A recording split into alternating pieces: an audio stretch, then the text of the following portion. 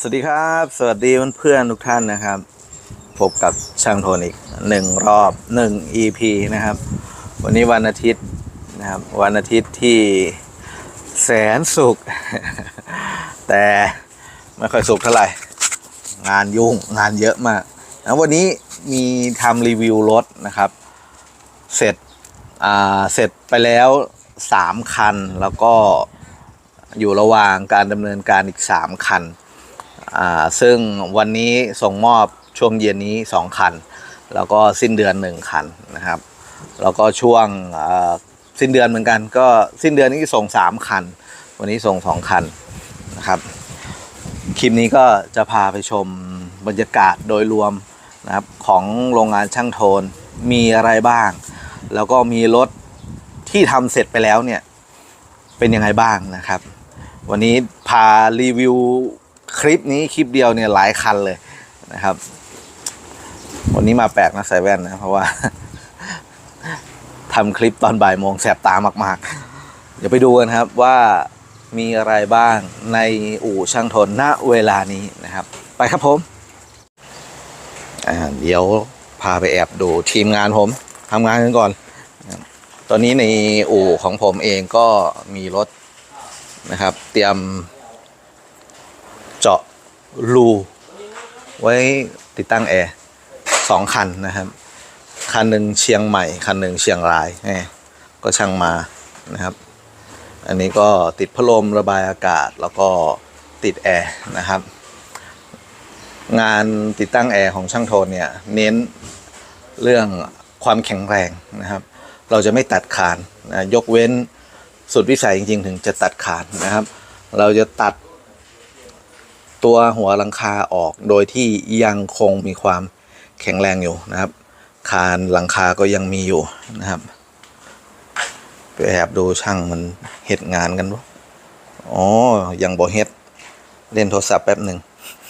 อ้าวไม่ใช่เว้ยนี่ทำงานตอนนี้ก็จะลกๆนิดนึงนะครับทีมงานเรากำลังดำเนินการประกอบแบตเตอรี่ลงรถอยู่นะครับเดี๋ยวไปดูรถดีกว่านะครับส่วน2 คันนี้ก็สิ้นเดือนส่งทั้งคู่เลยนะครับสิ้นเดือนนี้วางระบบไฟ2 คันนี้เป็น300 แอมป์24 โวลต์ทั้งคู่นะครับติดแอร์ไฮเออร์ซีรีส์5 24 โวลต์ทั้งคู่นะครับเดี๋ยวไปดูงานที่เสร็จแล้วดีกว่านี่เลยนะครับคันแรกที่จะรีวิวสำหรับคลิปวันนี้นะครับพระเอกของเราคือเป็นรถเขาเรียกว่าอะไรทรัคฟู้ดหรือฟู้ดทรัควะเรียกว่าเถิก นะครับก็คือรถที่ใช้ขายอาหารนะครับคันนี้มาจากน้องไกด์นะครับ FC ที่น่ารักของผมนะฮะส่งมานี่เสร็จแล้วแต่ว่าน้องไกด์บอกฝากรถไว้ก่อนเดี๋ยวสิ้นเดือนมาเอายังไม่ได้ล้างรถให้เลยฝุ่นมีอยู่เกอะไปก่อนเดี๋ยววันจะมารับรถค่อยล้างนะครับเป็นรถทรัคฟู้ดที่สวยอะนะการดีไซน์อะไรต่างๆสวยงามเลยขายอะไรเนี่ยอะไรยัมมี่แอนด์สไปซี่ฟู้ด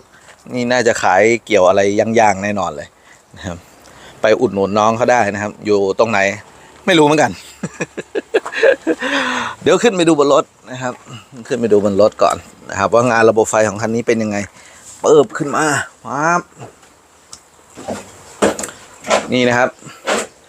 ระบบไฟที่ช่างทนวางไว้จริงๆตรงนี้มันมีฝาเปิดปิดแต่ยังไม่ได้เอามาใส่เดี๋ยวตอนจะส่งงานตอนน้องเจ้าของรถจะมารับรถเดี๋ยวค่อยปิดฝานะครับ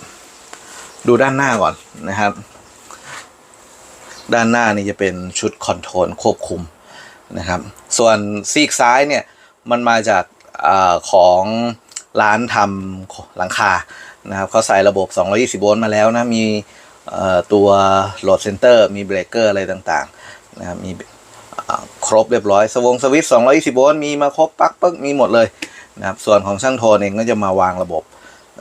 พลังงานสำรองที่ใช้แบตเตอรี่คือคันนี้นี่วางแบตเตอรี่ไว้360 แอมป์ฮาวนะครับเต็มนะไม่ใช่360ทางการค้านะเป็น360 แอมป์เต็มนะครับ100 เต็ม นะครับสวิตช์ต่างๆนะครับดูสวิตช์ต่างๆก่อนนะครับก็จะมีมอนิเตอร์ USB 12 โวลต์นะ220 โวลต์แล้วก็มีสวิตช์ป้ายนี่ไฟจะไม่ติดนะครับเพราะว่ามันเป็น220 โวลต์ไอ้พวกนี้มันเป็น12 โวลต์หมดก็เอาไว้เปิดปิดป้ายนะครับนี่ก็จะมี USB ไว้ชาร์จโทรศัพท์มือถือนะครับช่องหนึ่งแล้วก็โวลต์มิเตอร์อันหนึ่งแล้วก็เป็นปลั๊กจุดบุหรี่12 โวลต์อันหนึ่งนะครับแล้วก็ด้านบนจะเป็นแบตเตอรี่มอนิเตอร์ตอนนี้นะครับแบตเต็มเอียดเลยเปิดตู้แช่ไว้อยู่ด้วยนะครับแต่แผงโซล่าคันนี้มันมโหฬารนะ615 วัตต์อยู่บนหัวรถเลยนะครับนี่ตอนนี้ก็เปิดตู้เย็นอยู่นะครับเปิดตู้เย็นอยู่เย็นเจี๊ยบเลยนะครับเห็นไหมว่าเปิดตู้เย็นช่วงกลางวันนะครับเปิดตู้แช่นี้ไม่ใช่ตู้เย็นด้วยตู้แช่ด้วยนะครับไม่ใช้แบตเลยนะไม่ดึงกระแสจากแบตเตอรี่เลยนะครับเห็นเหลือ0 แอมป์เนี่ยคือโซลาร์เซลล์จ่ายหมดเลยนะครับเพราะว่าแบตเตอรี่มันเต็มแล้วพอมันเต็มแล้วมันก็จะไม่ชาร์จเข้านะพอไม่ชาร์จเข้าปุ๊บเนี่ยโซลาร์เซลล์เนี่ยมันก็ตัว MPPT เนี่ยมันก็จะจ่ายมาแค่ที่โหลดใช้นะครับถ้าแบตมันเต็มแล้วนี่โหลดเราเปิดอะไรอยู่มันก็ใช้แค่มันก็จ่ายแค่โหลดเพราะนั้นกระแสมันจะไม่เดินขึ้นไปนะครับแปลว่าคันนี้เนี่ยเวลาขายของจอดกลางแดดนะครับแบตเตอรี่แทบไม่ได้ใช้เลยนะช่วงกลางวันแดดเปรี้ยงๆอย่างเงี้ยตอนนี้ก็ประมาณบ่ายโมงถึงบ่าย2 โมงเนี่ยแดดดีๆนะครับไม่ได้ใช้ไฟจากแบตเตอรี่เลยนะครับเข้ามาดูด้านในนี้นะครับเป็นระบบที่ช่างโทนวางมาให้น้องเขานะครับแบตเตอรี่นะครับที่เห็นอยู่นี่360 แอมป์เต็มระบบ12 โวลต์นะครับแล้วก็ระบบการชาร์จก็ชาร์จไฟบ้านชาร์จโซลาร์เซลล์ชาร์จไฟรถอินเวอร์เตอร์ 5,500 วัตต์พีคนะครับ 2,500 วัตต์ต่อเนื่องนะครับเอกลักษณ์อินเวอร์เตอร์ของช่างโทนเนี่ยจะเห็นนะครับว่าของช่างโทนจะเป็นเทอร์มินอลมานะครับทำเทอร์มินอลมาไม่ได้ใช้ปลั๊กเสียบซึ่งเป็นเอกลักษณ์ที่ช่างโทนทำมาตั้งแต่เริ่มต้นที่ทำรถแคมเปอร์แวนเลยนะครับก็ 3-4 ปีมาแล้วนะหลังๆมานี่ก็ถูกตาต้องใจสำนักอื่นๆนะครับเขาก็ใช้ตามก็ไม่เป็นไรครับอันไหนดีก็ทำไปครับเพื่อประโยชน์ของคุณลูกค้านะครับคือบางทีลูกค้ายังไม่เคยเจองานช่างโทนเนี่ยบางทีเราไม่ดังขนาดนั้นนะเนาะเขาก็ไปเจอที่อื่นก่อนเขาก็ไปทำที่อื่นนะแต่หลายๆคันพอทำที่อื่นมาแล้วพอมาเจอคลิปช่างโทนโอ้โหเสียดายนะครับบางคนก็เสียดายรอพังแต่บางคนไม่อย่างนั้นนะครับส่งรถมาช่างโทนมาบอกรื้ออันเก่าทิ้งให้หมดเลยขึ้นนั้นงานใหม่ให้หน่อยเอาเป็นงานของช่างโทนแบบอยากได้แบบนี้เลยอยากได้ความเป็นระเบียบเรียบร้อยนะครับเก็บสายสวยงามแล้วก็ใช้งานได้อย่างเต็มประสิทธิภาพอย่างแท้จริงนะครับงานช่างโทนเนียนแน่นอนนะครับนี่ประมาณนี้นะครับด้านในอุปกรณ์ของเรานะครับแล้วก็ปูพื้นให้น้องเขาด้วยนะครับน้องก็บอกปูพื้นไม้ด้วยผมก็จัดให้ปูให้เต็มนะครับปูให้เต็มหัวเลยแต่ตรงโค้งๆไม่ได้ปูให้นะครับเนื่องจากว่าเราเป็นช่างไฟฟ้ายังไม่มีฝีมือในเรื่องของเฟอร์นิเจอร์มากสักเท่าไหร่ถ้าปูข้างหน้าในเข้าโค้งไม่สวยนะครับทำแล้วไม่สวยเนี่ยอย่าไปทำ ทำเท่าที่เราทำได้นะครับก็เลยทำมาให้แค่นี้นะครับนี่ประมาณนี้สำหรับระบบไฟของฟู้ดทักคันนี้นะครับฟู้ดทักฟู้ดถ้าผมพูดสับไปสับมาก็ต้องขออภัยนะครับติดปาก ปั๊มน้ำนี่ดูปั๊มน้ำโอ้แม่เจ้าปั๊มน้ำบานชัดๆอันเบลเลอร์เลยนะครับก็อยู่ในนี้ตัวตู้แช่ก็แช่หมูแช่เนื้อแช่อะไรได้เต็มที่เลยไฟป้ายต่างๆติดครบคันนะครับไม่ต้องง้อปลั๊กไฟของจุดที่เราจะไปขายของเลยนะครับนี่คือข้อดีของการวางระบบไฟสำรองในรถทักฟู้ดทักนะครับคุณขายของได้อย่างสบายใจงบประมาณในการสร้างคันนี้นะครับก็แบต300 กว่าแอมป์12 โวลต์งบอยู่ 70,000 กว่าบาทนะครับเพราะสแตนดาร์ดเนี่ย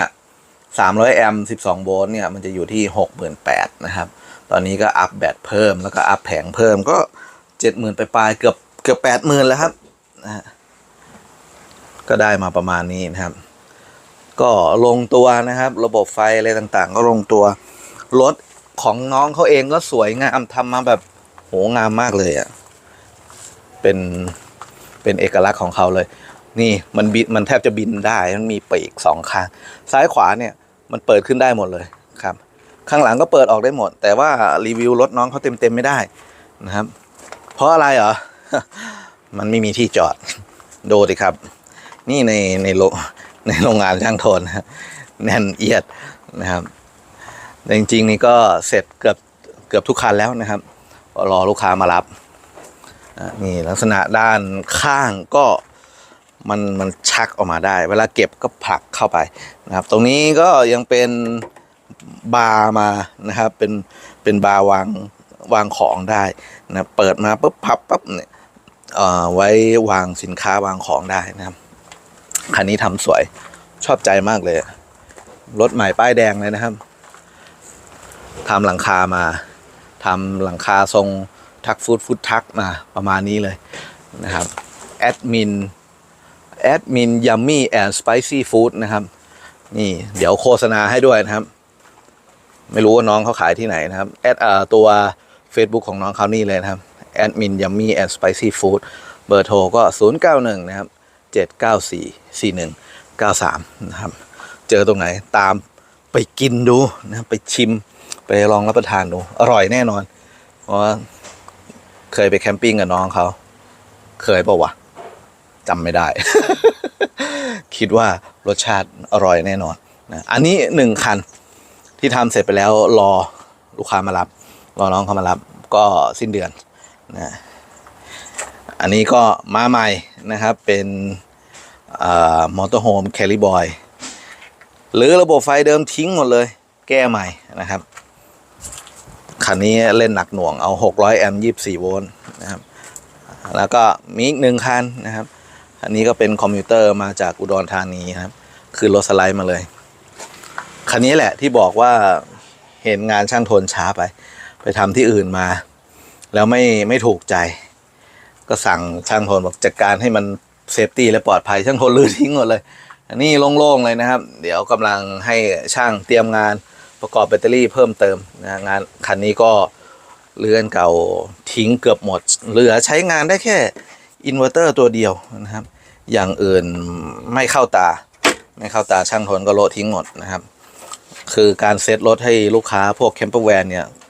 อุปกรณ์จะต้องเป็นแบบประมาณทนทานนะครับถึกทนไม่งอแงระหว่างการใช้งานอุปกรณ์บอร์ด DIY หรือของเล่นอะไรพวกนี้ช่างทนจะไม่เอามาใช้ในรถลูกค้าโดยเด็ดขาดนะครับคันนี้เขาก็มีอุปกรณ์ DIY นะเป็นบอร์ดของเล่นนะเอามาใช้งานลงในรถปรากฏว่ามันไหม้นะครับมีกลิ่นเข้าไปในรถซึ่งก็อยากจะบอกน้องๆเพื่อนๆหลายๆท่านนะครับที่ทำระบบไฟฟ้าให้รถแคมเปอร์จริงๆคนที่ทำเนี่ยผมรู้จักนะครับแต่ว่าด้วยความที่เป็นช่างเหมือนกันเราไม่รู้ว่าเขาอีโก้หรือเปล่าเขายังไงหรือเปล่านะครับเราไม่ได้สนิทกับเขาเราก็เลยไม่ได้แนะนำเป็นการส่วนตัวนะครับอันนี้ก็ขอพูดกว้างๆไว้ว่าอุปกรณ์นะครับในรถแคมเปอร์เนี่ยอุปกรณ์ไฟฟ้าที่เลือกใช้อย่าเอาของเล่นมาใช้งานจริงนะครับให้ใช้อุปกรณ์ที่สำหรับงาน RV มืออาชีพเลยนะครับมันจะจบที่สุดจบกับลูกค้าด้วยแล้วก็ปลอดภัยกับตัวช่างเองด้วยนะครับอันนี้ก็ฝากเพื่อนๆพี่ๆน้องๆนะครับที่มีเป็นสายงานอาชีพเดียวกันนะครับทำระบบไฟรถแคมเปอร์เหมือนกันนะครับก็ไม่ได้ติไม่ได้อะไรนะแต่ว่าให้คำแนะนำไปว่าความปลอดภัยของลูกค้านะครับก็คือความปลอดภัยของช่างเองด้วยนะครับฝากไว้นะครับอะไรที่มันคิดว่ามันไม่ปลอดภัยก็อย่าเอามาใช้นะครับอันนี้ก็เดี๋ยวจะจัดการให้ใหม่ทั้งหมดเลยนะครับแต่งานไม้คันนี้ผมบอกตรงนะผมขอชมช่างเฟอร์นิเจอร์เลยแม่งโคตรฝีมืออ่ะเนี่ยตรงนี้ผมชอบมากเลยผมไม่รู้นะไม่มีส่วนได้ส่วนเสียก็ช่างเฟอร์เขานะงานไม้เนี่ยเขาทำมาจากไหนไม่รู้ดูดิมันแบบว่าบานเกล็ดปรับล้มอ่ะทำได้แบบมันเจ๋วอ่ะนะครับแล้วก็แอร์ที่ใช้ก็จะเป็นของไอชิคิวนะครับแอร์อินเวอร์เตอร์ของจีนนะครับซึ่งก็ เสริมนิดนึงนะเราไม่ได้มีส่วนได้ส่วนเสียใครคือผมเป็นช่างแอร์อยู่ในวงการช่างแอร์ก็จะมีเพื่อนช่างถามกันมาเรื่อยนะฮะยี่ห้อเนี้ยเสียมีอะไรไหม ได้ยินคำตอบก็คือแอร์มันถูกกันนะถ้าจะมีอะไรก็ต้องซื้อใหม่มาอีกตัวหนึ่ง แล้วก็ถอดอะไรไปซ่อมเอาดังนั้นคือถ้าซื้อแอร์ที่มันราคาถูกนะครับก็ไม่ต้องไปซีเรียสกับมันนะครับเวลามันเสียเราก็เปลี่ยนตัวใหม่เพราะว่าจะสั่งอะไรมันก็ไม่มีให้นะหรือบางทีมีให้ก็แอร์6,000เงี้ยเมนบอร์ดคอยร้อนเงี้ย5,000เงี้ยก็ซื้อใหม่ดีกว่าอะไรประมาณนี้นี่แล้วก็อีกอันหนึ่งที่ผมบอกว่าช่างเขาฝีมือมากช่างเฟอร์นี่ประตูมันเป็นบานเพิ่มเปิดปิดอันนี้ได้ช่างคิดอ่ะคือทำเป็น2 ห้องนอนนะคันนี้2 ห้องนอนนะครับมันเจ๋วมากเลยนี่ก็พวกระบบไฟฟ้ากำลังรื้อไวริ่งนะครับสายมันระโยงระยางเดี๋ยวก็เก็บใหม่ให้หมดนะครับอันนี้1 คันอันนี้อยู่ระหว่างทำเดี๋ยวไปดูคันที่ทำเสร็จแล้วนี่หนึ่งคันส่งงานเรียบร้อยนะครับให้มารับวันนี้เป็นรถตู้หัวจรวดไม่ใช่หัวจรวดเขาเรียกว่าอะไรโม่งน้อยนะครับตอนนี้ก็ชาร์จแบตเตอรี่เรียบร้อยนะครับจุดชาร์จไฟบ้านของช่างทนนะครับจะอยู่ด้านหน้านะครับบริเวณนี้เราก็จะใช้ power plug นะครับเกรดดีนะอันนี้งานของทางยุโรปนะครับกันน้ำนะครับ IP รู้สึก IP67 นะครับระหว่างใช้งานก็ล็อกกันน้ำตากฝนได้นะครับตอนชาร์จตากฝนได้ไม่มีปัญหาเลยตรงนี้นะครับดูตัวงานคันนี้นะครับวางแผงโซลาร์เซลล์ด้วย1 แผ่นนะครับขนาด400 วัตต์นะครับแล้วก็ตัวแอร์นี่อันนี้รู้สึกว่าพี่เจ้าของรถจะติดตั้งมาจากสำนักแถวพานทองนะครับไม่ขอเอ่ยชื่อช่างแล้วกันครับเดี๋ยวโดนฟ้องลิขสิทธิ์ ก็ติดมาได้สวยงามนะครับติดมาได้ดีเลยแล้วก็ห้องน้ำก็มาจากสำนักพานทองนะครับซึ่งก็งานก็ทำมาออกมาได้สวยนะครับสวยเลยแหละนะครับอันนี้ขอชมเชยเลยว่าเยี่ยมครับสำนักนั้นนะครับสำนักพานทองเนี่ยแจ๋วนะฮะงานดีนะงานติดตั้งแอร์โอเคงานทำห้องน้ำโอเคนะครับแต่เราไม่ลงรายละเอียดลึกแล้วกันมาดูงานของผมดีกว่าชมงานชาวบ้านแล้วชมงานตัวเองมากตู้ไฟนะครับนี่มาครีเอทแนวใหม่เลยนะครับปกติผมจะทำเป็นตู้สี่เหลี่ยมนะครับนี่รอบนี้ตู้นี้แบบว่าเล่นแนวนิดนึงนะครับเป็นตู้แบบเอียงสโลปนิดนึงนะครับ300 แอมป์24 โวลต์นะครับตรงไหนสวยที่สุดรู้ไหมสติกเกอร์ สติกเกอร์อย่างสวยนะครับก็ด้านซ้ายมือนะครับจะเป็นคอนโทรลนะครับสวิตช์คอนโทรลอะไรต่างๆก็ตามนี้เลยครับคล้ายๆกันหมดก็มีบางท่านก็บอกว่าระบบไฟไอ้หน้าจอของช่างทนมันจะแบบว่าดูโบราณไม่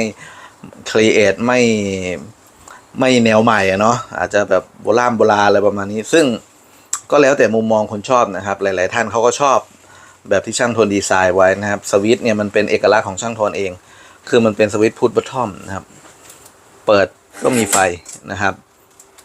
ซึ่งมันเป็นเอกลักษณ์ของงานของช่างทนก็ดีแล้วครับเราก็ไม่ชอบเหมือนใครอยู่แล้วนะครับถ้าเราไปครีเอทคล้ายๆงานคนอื่นเขามันไม่ใช่ตัวตนของช่างทนนะครับช่างทนทำอะไรต้องไม่เหมือนใครแล้วพอคิดจะทำอะไรก็ต้องดูในท้องตลาดด้วยว่ามีใครทำไหมถ้ามีใครทำก็จะทำไม่เหมือนแน่นอนซึ่งผมไม่ชอบทำเหมือนใครนะครับอันนี้โรคจิต เปิดตู้มานะครับก็ยังคงความเรียบร้อยนะครับเบรกเกอร์เซฟตี้อะไรต่างๆครบคัน ATS สลับไฟอัตโนมัติเบรกเกอร์แบตเตอรี่เบรกเกอร์แอร์เบรกเกอร์แผงโซล่าครบคันหมดนะครับเวลาเจ้าของรถจะเปิดปิดอะไรก็นะครับเปิดฝาคอนโทรลเบรกเกอร์ได้เลยนะครับส่วนทางซ้ายมือนะครับก็จะเป็นพวกระบบชาร์จต่างๆไม่ให้ดูเยอะดีกว่า โอ้ยไอไส้ในบางทีจะไม่ค่อยเปิดดูมากๆเพราะว่าบางทีเรามีการเปลี่ยนแปลงนวัตกรรมอะไรต่างๆมันคนรอก๊อปมันมีนะครับเราก็เลี่ยงนิดนึงประมาณนี้สวัสดีครับลูกค้ามารับรถพอดีเลยเข้ากล้องอีกแล้ว นะครับอันนี้ก็พี่เอกบางบอนก็มารับรถคันที่ยังไม่ได้ไปถ่ายเดี๋ยวค่อยไปถ่ายเอาคันนี้เสร็จก่อนนะครับนี่ก็เป็นตู้ไฟที่ช่างทนวางไว้ให้อยู่ข้างห้องน้ำเลยเดี๋ยวคันนี้พี่เจ้าของรถเขาจะไปจัดการทำภายในเพิ่มเติมเอาอีกทีหนึ่งนะครับนี่เลยก็ประมาณนี้สำหรับรถคันนี้นะครับอีกคันหนึ่งนะครับก็คือคันนี้นะครับอ๋อถ่ายติดเจ้าของรถก็จะเสียลิขสิทธิ์แล้วพวกนี้ คันนี้ก็ทำเฟอร์นิเจอร์อยู่นะครับยังไม่เสร็จเดี๋ยวเขาจะไปเก็บงานเฟอร์นิเจอร์เพิ่มเติมอีกนิดนึงนะเดี๋ยวเราพาเข้าไปดูตัวระบบด้านในรถก่อนนะครับนี่เลยนะฮะคันนี้ก็ออกแบบอะไรให้มันทำยากๆอีกอะ เอาอ่างล้างมือมาขวางไว้ตรงนี้นะครับมีแอร์ตัวหนึ่งอยู่ด้านบนซึ่งตัวระบบไฟของช่างทนก็ทำไว้ในนี้นะครับซ่อนไว้อยู่ในนี้นี่เลยโอ้โหแน่นคืองานระบบไฟที่ทำกับช่างเฟอร์นิเจอร์บอกเลยนะครับผมต้องใช้สมองในการครีเอทแต่ละคันนี้เยอะมากการดีไซน์อะไรนะครับซึ่งพื้นที่ที่เขาให้มาแต่ละคันเนี่ยคือเล็กกระปิดลิดเราก็จะทำลำบากหน่อยแต่เราก็ทำให้ได้ทุกคันนะครับเราก็จัดให้ได้หมดนะอันนี้ก็รีวิวคร่าวๆกันดีกว่าเจ้าของรถมาแล้วนะนี่ก็ประมาณนี้เลยนะครับสำหรับคันนี้ซึ่งเขาก็ยังไม่เสร็จดีนะครับยังไม่เรียบร้อยเดี๋ยวเขาไปเก็บงานเฟอร์นิเจอร์ต่อนะซึ่งมีปัญหาเมื่อวานนี้รันเครื่องไว้ปรากฏว่าลูกยางหัวฉีดขาดหรือแหวนอะไรสักอย่างเนี่ยเครื่องดังปุ้งเนี่ยก็อันนี้เขาก็ให้ช่างเจ้าของรถเขาก็ส่งช่างซ่อมรถเนี่ยเข้ามาทำนะครับเพราะช่างทนเองจริงๆก็มีช่างให้อยู่แต่วันนี้มันวันอาทิตย์ช่างมันหยุด ก็เลยไม่มีช่างทำให้ก็เลยให้เจ้าของรถเขาหามานะครับ2 คันผ่านไป3 คัน4 คันอันนี้คันนี้ก็จะเป็นเมื่อกี้ก็แจ้งไปแล้วเป็นเคลลี่บอยมอเตอร์โฮมก็วางระบบไฟใหม่เหมือนกันนะครับถัดมานะครับก็เป็นม่วงน้อยนะครับม่วงน้อยอีกอันนี้ไปทำห้องน้ำมาแล้วนะครับเดี๋ยวเตรียมติดแอร์12 โวลต์นะครับแล้วก็วางไวริ่งสายไว้เดี๋ยวส่งไปทำเฟอร์นิเจอร์ที่ช่างโด่งอยุธยานะครับคือช่างทนก็เขาเรียกว่าอะไรดีนกับช่างเฟอร์ค่อนข้างเยอะนะครับอยู่ที่เจ้าของรถเลยอยากไปทำตรงไหนก็ได้ตามสบายใจเฉิบเลยผมเห็นช่างเฟอร์ผมแวบๆเขาหนีกล้องผมอีก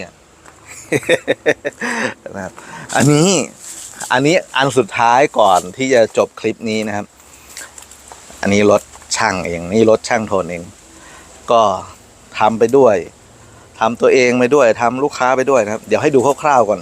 คืองานเฟอร์นิเจอร์ของช่างทนยังง่ายๆอยู่ยังทำอะไรไม่เสร็จนะครับก็จะอีลุงตุงนังหน่อยเพราะว่าใช้ในชีวิตประจำวันนะครับนี่เรียวเลยแบบว่าใช้งานจริงเลยลูกชายกับลูกสาวจะนั่งอยู่ข้างหลังมันก็นอนเล่นเกมของมันไปที่นอนเราก็เละเทะตลอดจัดปุ๊บก็เละนะครับก็จะมีแอร์ตัวหนึ่ง24 โวลต์เป็นเยียร์ฟุนะครับผมชอบตัวเยียร์ฟุเพราะว่าช่องกระจายลมนะครับที่เพื่อนๆเห็นมันมี6 รูปรับได้แบบครอบคลุมทั่วทั้งคันแต่ถ้าเป็นพวกไฮเออร์หรือโดมิติกเนี่ยไฮเออร์มี2 ช่องมันปรับกระจายลมไม่ได้นะครับโดมิติกมี3 ช่องก็ปรับกระจายลมไม่ได้ไอเดียฟุเวิร์กกว่านะครับแต่เสียงการทำงานเนี่ยคอยร้อนไอ้นี่ดังกว่าโดมิติกกับไฮเออร์ก็จะเงียบกว่านะครับแล้วแต่คนชอบแต่ผมชอบตัวนี้นะระบบไฟกับ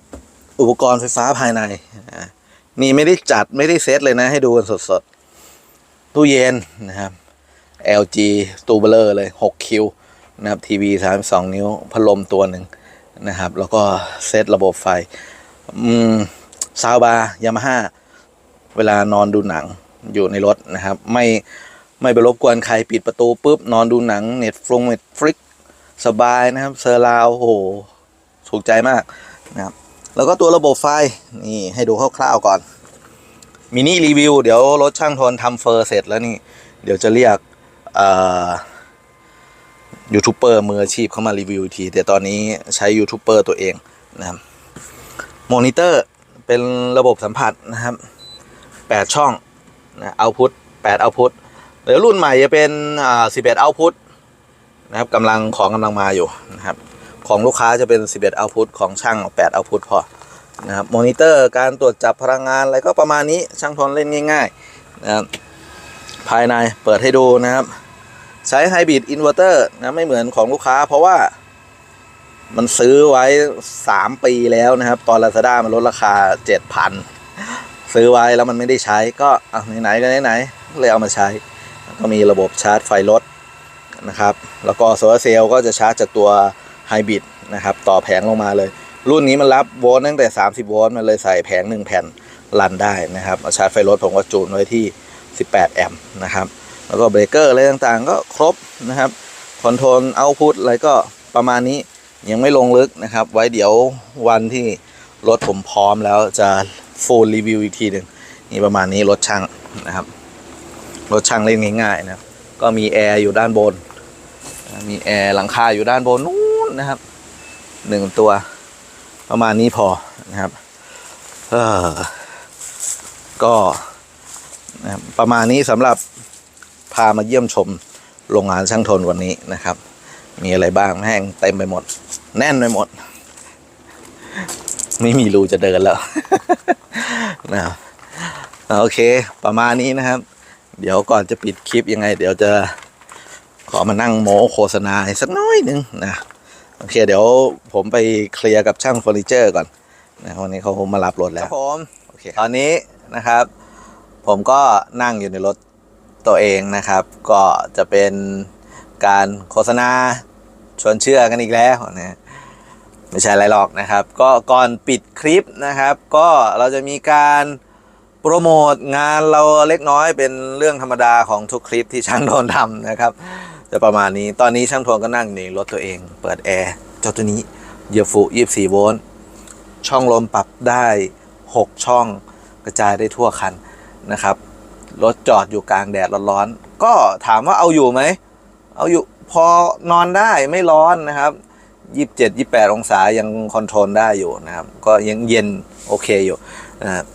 สำหรับงานของช่างโทนณเวลานี้นะอัปเดตกันปัจจุบันเลยมีคิวอยู่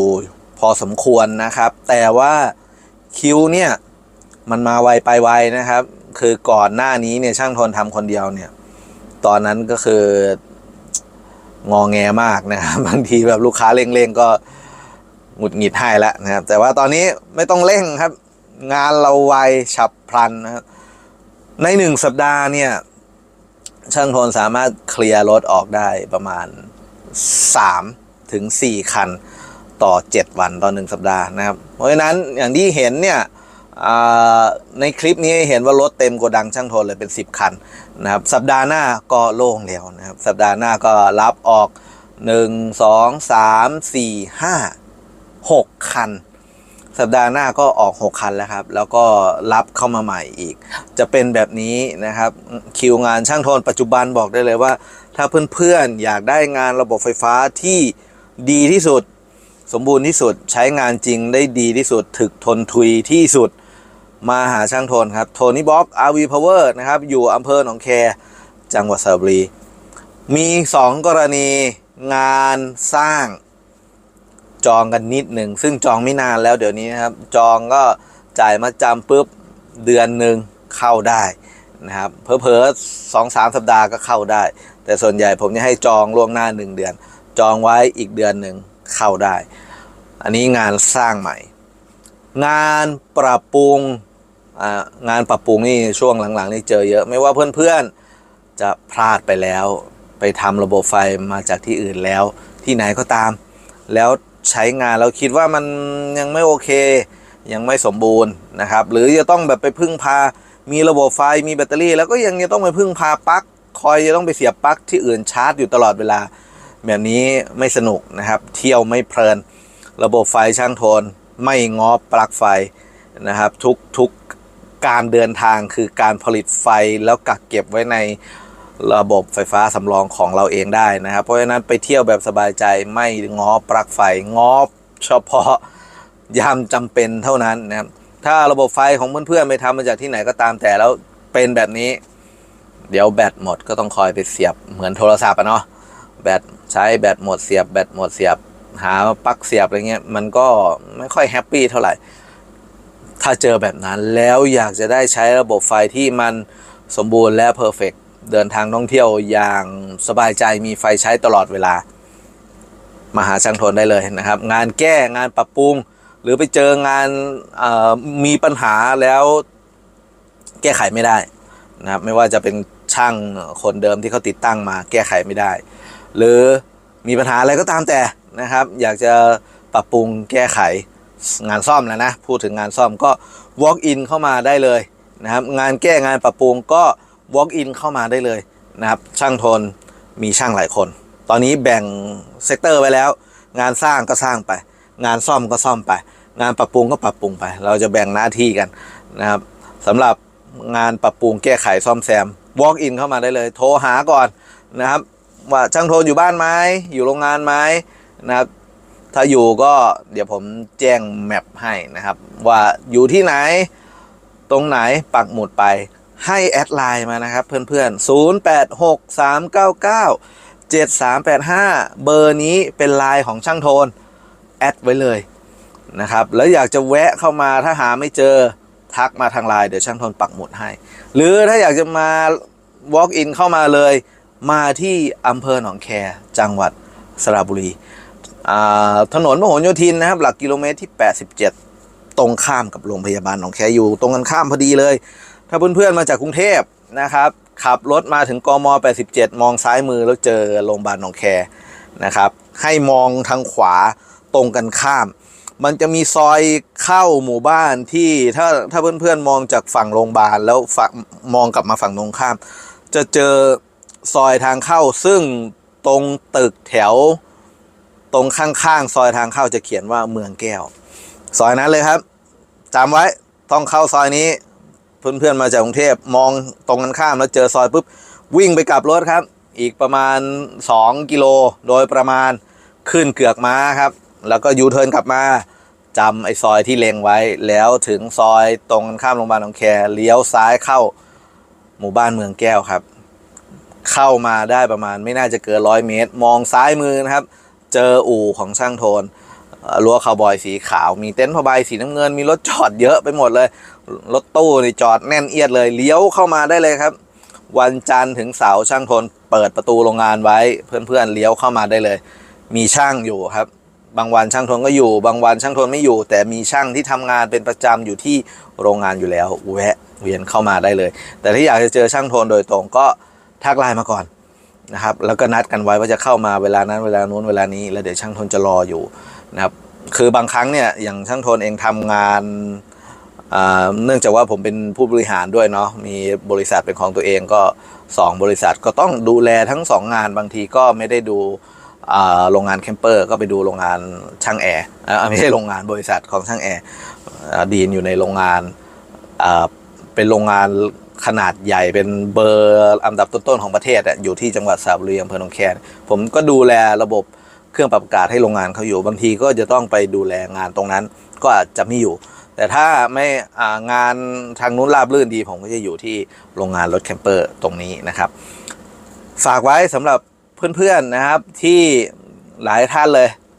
บอกมาคือผมก็ฟังจากเพื่อนๆมาหลายท่านบอกว่าทำไปแล้วอ่ะเพิ่งเห็นงานช่างโทนนะแบบอยากจะโยนงานเก่าทิ้งเลยเขาไม่ได้พูดเล่นเหมือนกันนะครับลูกค้าเป็นแบบนี้หลายคันเลยเขาบอกช่างโทนรื้ออันเก่าทิ้งไปเลยเซตของช่างโทนเข้ามาเท่าไหร่ก็จัดไปแจ้งราคาไว้ตอนนี้เพื่อที่จะเอาไว้ไปตัดสินใจก่อนเลยก่อนจะมาหาช่างโทนเนี่ยคุณต้องพร้อมตัวพร้อมใจพร้อมเงินพร้อม ตัดสินใจมาให้เรียบร้อยเลยผมจะบอกให้อย่างชัดเจนนะครับในคลิปนี้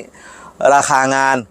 นแก้ไขปรับปรุงก็งบประมาณก็เหมือนเซตใหม่เลยครับเริ่มที่ประมาณ 30,000 กว่าบาทบางคันก็ไปจบที่ 6-7 หมื่นนะครับสำหรับงานแก้ไขก็คือเหมือนงานเซตใหม่นะครับหรืองานเก่าทิ้งขึ้นงานใหม่ อาจจะถูกกว่างานสร้างใหม่นิดนึงคือบางอย่างมันยังใช้ได้อินเวอร์เตอร์ใช้ได้ผมก็ใช้ของเดิมอะไรที่มันยังใช้ได้ผมก็จะเก็บไว้เอามาลงในระบบใหม่แต่ถ้าอันไหนที่มันไม่ได้เรื่องเลยผมก็โละทิ้งลงถังขยะคือลูกค้าอย่างเดียวนะเพราะฉะนั้นงานแก้ไขปรับปรุงที่ไม่ใช่งานซ่อมนะถ้างานซ่อมก็แล้วแต่อุปกรณ์ตัวไหนเสียก็คิดแค่ค่าอุปกรณ์ไปถ้าเป็นงานแก้ไขก็ประมาณนั้นครับเริ่มตั้งแต่30,000 กว่าบาทจน60,000 70,000ก็มีบางท่านแก้ไขปรับปรุงก็เพิ่มแบตด้วยก็จะจบประมาณ60,000 กว่าบาท50,000 60,000แล้วแต่นะครับส่วนงานสร้างมี2ไซส์มาตรฐานคือ300 แอมป์12 โวลต์นะครับ 3.9 กิโลวัตต์ฮาวนะเป็นขนาดเริ่มต้นเลยสำหรับรถแคมเปอร์แวนที่ต้องการไปท่องเที่ยวแค่1-2 คืนเท่านั้นนะครับ1-2 คืนเท่านั้นใช้แอร์บ้านอินเวอร์เตอร์หรือไม่ใช้แอร์ก็ตามแต่นะครับใช้อุปกรณ์ไฟฟ้าไม่เกิน 1,500 วัตต์นะครับแนะนำเป็นระบบ12 โวลต์ขนาดความจุแบตเตอรี่300 แอมป์ฮาวนะครับเป็นไซส์เริ่มต้นไซส์เซตนี้นะครับ300 แอมป์12 โวลต์งบประมาณจบที่ 68,000 บาทนะครับได้ชาร์จ3ระบบชาร์จไฟบ้านซึ่งเป็นชาร์จระบบชาร์จสำรองไม่จำเป็นไม่ต้องไปเสียบนะไม่จำเป็นไม่ต้องไปชาร์จมัน2ชาร์จไฟรถยนต์อันนี้ชาร์จตลอดเวลาที่คุณขับรถแล้วแบตลูกหน้ามันเต็มแล้วมันก็จะส่งไฟมาชาร์จแบตลูกที่2 3ชาร์จระบบโซลาร์เซลล์นะครับอันนี้ชาร์จตลอดเวลาที่มันมีแดดโดนรถนะครับงบประมาณก็อยู่ที่ 68,000 บาทสำหรับ300 แอมป์12 โวลต์เซตที่2เป็นเซตยอดนิยมมากๆเลยนะครับ300 แอมป์24 โวลต์นะครับ 7.8 กิโลวัตต์ฮาว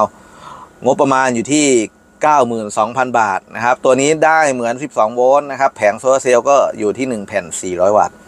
แบตเตอรี่300 แอมป์ฮาว24 โวลต์นะครับอินเวอร์เตอร์ให้ไปเป็น 6,500 วัตต์พีคนะครับสำหรับคันไหนที่มีห้องน้ำนะครับก็จะต้องอัพอินเวอร์เตอร์เป็น 8,000 วัตต์พีคก็เพิ่มเงินอีก 2,000 บาทนะครับก็จะไปอยู่ที่ 94,000 นะครับแต่สแตนดาร์ดอยู่ที่ 92,000 บาทได้อินเวอร์เตอร์ 6,500 วัตต์พีคนะครับใช้กับเครื่องทำน้ำอุ่นเต็มยังไม่ไหวนะครับถ้าจะใช้มีห้องน้ำมีเครื่องทำน้ำอุ่นก็งบจะไปจบอยู่ที่ 94,000 บาทนะครับส่วนเพิ่มเติมอยากจะได้จอสัมผัสอยากจะได้มอนิเตอร์บลูทูธอยากจะได้อะไรพวกนี้คุยกันเป็นกรณีไปนะครับเรามีบริการให้หมดมอนิเตอร์สัมผัสจอ10 นิ้วจอ7 นิ้วคอนโทรล8 ช่องคอนโทรล11 ช่อง12 ช่องมีหมดเลยนะครับจัดให้สวยๆงามๆเนียนๆแบตเตอรี่ของช่างทนเน้นใช้งานแบตเตอรี่เกรด A นะครับใหม่จากโรงงานแท้ๆเพิ่งผลิตกันสดๆเราไม่เอาแบตมือ2ราคาถูกๆมาทำให้ลูกค้าเพราะฉะนั้นงานช่างทนราคาจึงสูงเป็นธรรมดานะครับประมาณนี้นะครับนี่ก็คืออยู่ในรถของตัวเองเปิดแอร์อยู่เย็นสบายกลางแดดถ้าไม่งั้นเนี่ยนั่งโม้ไม่ได้ถ้าไม่มีแดดไม่มีแอร์นะครับร้อนตายชักแล้วตอนนี้ประมาณนี้นะครับก็เพิ่มเติมสุดท้ายก่อนที่ผมจะจบคลิปนี้สำหรับรถเพื่อนๆที่วางระบบไปแล้วนะครับแล้วมีตู้เย็นอยู่อยากจะรันตู้เย็นให้ได้24 ชั่วโมงแบบช่างทนเปิดตู้เย็นมาจะเกือบปีแล้วนะครับไม่เคยปิดเครื่องเลยรันตลอดเวลาระบบของช่างทนทุกคันทำได้หมดมีข้อแม้ว่าเวลาจอดต้องไม่จอดในโรงรถต้องจอดบริเวณที่โดนแดดนะครับซึ่งในรถมันก็จะอบร้อนๆหน่อยแต่ว่ารับพลังงานไฟฟ้าจากแสงแดดเพื่อที่จะมาใช้กับตู้เย็นให้ได้ในทุกๆวันเหมือนระบบออฟกริดที่อยู่ในบ้านนะครับแผงโซลาร์เซลล์จำเป็นจะต้องโดนแดดถึงจะใช้งานได้24 ชั่วโมงต่อเนื่องแล้วใช้งานได้เป็นปีๆรันไทม์ยาวๆสบายๆประมาณนี้นะครับสนใจงานช่างทนอย่างที่บอกนะครับแก้ไขปรับปรุงซ่อมแซม walk in ได้เลยงานสร้างขึ้นใหม่นะครับจองคิวกันไปมัดจำ 50% นะครับมัดจำ 50% เพราะว่าก็ต้องไปซื้อของเนาะรถมันยิ่งเยอะก็เข้าเนื้อตัวเองตลอดเวลาสั่งของนะครับคือ 50% น่ะมันไม่ใช่ราคามูลค่าสินค้าทั้งหมดที่เราซื้อไงผมต้องจ่ายคือผลกำไรมันไม่ได้เยอะนะครับประมาณ 10% 20% แค่นี้เพราะฉะนั้นต้นทุนผมก็อยู่ประมาณ 80% 50% ที่ขอเงินเพื่อนๆมาผมก็ต้องเติมให้อีก 30% คุณลองนึกดูอ่ะ ถ้ารถเข้า10 คันน่ะเงินในกระเป๋าช่างทนต้องไปอยู่กับเพื่อนๆเนี่ยเป็นล้านนะช่างทนก็กินเกลือได้เหมือนกัน จึงจำเป็นจะต้องให้มาจำเนาะก็ประมาณนี้นะครับยังไงคลิปนี้ช่างทนฝากไว้นะครับถ้าสนใจงานช่างทนโทนี่บล็อก RV Power นะครับโรงงานอยู่อำเภอหนองแคจังหวัดสระบุรีติดต่อมาได้ที่เบอร์โทร 0863997385 เบอร์นี้ทั้งโทรและไลน์นะครับช่วงหลังนี้ไม่มียิงแบบไม่ค่อยรับโทรศัพท์เหมือนปีที่แล้วแน่นอนเพราะว่าปีที่แล้ว ทำงานคนเดียวแม่งไม่มีอารมณ์ไปรับโทรศัพท์ไม่มีเวลาไปรับเลยคือทุกวันนี้ก็มีช่างทำผมก็ทำไปด้วยมันก็บริหารเวลาตัวเองได้ค่อนข้างดีนะครับก็ชิลๆหน่อยฝากไว้เพื่อนๆอยากจะวางระบบไฟในประเทศไทยเนี่ยเวิร์กที่สุดช่างโทนครับผมแต่ไม่ขอพูดว่าช่างโทนเท่านั้นคนมันไส้เยอะแล้ว โอเคครับขอจบคลิปนี้เพียงเท่านี้นะครับขอบพระคุณเพื่อนๆทุกท่านที่รับชมรับฟังไอ้ช่างโทนมันมาโม้อีกแล้ววันนี้นะครับสำหรับคลิปนี้ช่างโทนขอตัวลาไปก่อนครับเจอกันคลิปหน้า EP หน้าเป็นคันไหนอะไรยังไงเดี๋ยวมีให้ดูจริงๆวันนี้ยังพาไปชมรถไม่ครบด้วยซ้ำพอดีว่าพี่เอกช่างเฟอร์แกแวะมาหาก่อนไม่งั้นจะได้ไปดูทีเด็ดมินิบัสคันเบลอซึ่งเอาไว้ EP หน้าดีกว่า EP นี้ช่างทนลาไปก่อนครับสวัสดีครับขอบคุณนะครับเพื่อนๆที่ไว้วางใจอุดหนุนกันมาแล้วก็ติดตามchannel YouTube ของช่างทนสุรพรชัย ลื่นลาตีบ๊ายบายครับเพื่อนทั้งหลายบ๊ายบายครับไปแล้วครับขอบคุณครับผม